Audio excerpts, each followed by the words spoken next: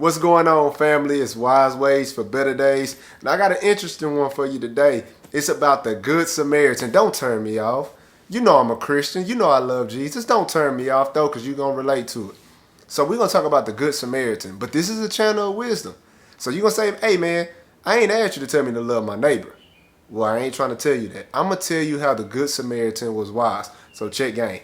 So Jesus tells some people, some leaders and things of that nature, Jewish people, who ask about, like, how do I love my neighbor? Who is my neighbor? Whatever, right? They trying to trip him up. Jesus tells them a story of a Good Samaritan. And the wisdom in this story is that Jesus not only tells a story about a man who does a good deed for people that would hate him. The Jews and the Samaritans hated each other, like literally worse than Crips and Bloods. And this Samaritan helped somebody who hated him when his own fellow countrymen just walked right by him. The man that was down and got robbed and beaten. Long story short, we see this Samaritan bandage him up, put oil and things of that nature on his wounds, do some dope stuff. You know what I'm saying? Helped the man out, took him to an inn, and paid the innkeeper and said, hey, if it's any, this is the wisdom, this is the wise part. If there's anything else that I owe, right, essentially, I'll pay it on my way back.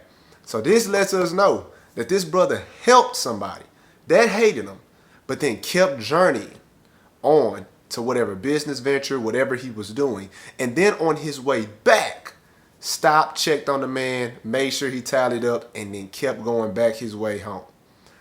How is this wise? Because a lot of us that say we have good hearts would have stayed with the man, would have coddled the man, would have enabled the man, would have been there the whole time, and then complained when we showed up 3-4 days late to whatever we were headed to. And when we missed an opportunity, said, well, God, I was helping somebody that hated me, you know, like I was doing a good deed. And God's like, but I didn't tell you to take care of them. I told you to help them. See, even a good Samaritan who was doing a good deed had wisdom enough to know to keep moving. So I want you to ask yourself today, is there a sibling, a parent? I'm not saying people that God has called you to literally take care of. Don't kick your 80-year-old mama or grandmama out on the street. That's not what I'm saying. I'm saying, what sibling do you have that you're enabling? That you are literally letting die in front of your eyes? You've bandaged them. You've given them ointment. You've helped them. They got to get up and walk. It's to somebody I'm speaking to today, real talk. Let folks walk. Because if you don't let them, if you don't allow them to walk, they never will.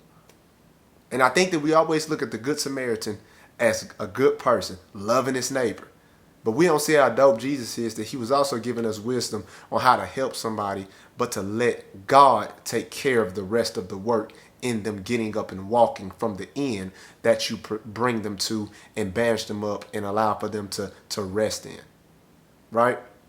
So I want you to just understand this. My wife, I'll leave you with one quick story. My wife, she ended up helping somebody out. I ain't gonna say who, but helping somebody very, very close to her out. And God told her to leave them. And she said, how am I going to leave them? They literally were suicidal. They literally, like, she found them by a bridge, all these different things. And she's like, how can I leave them? He said, leave them. It's not your job.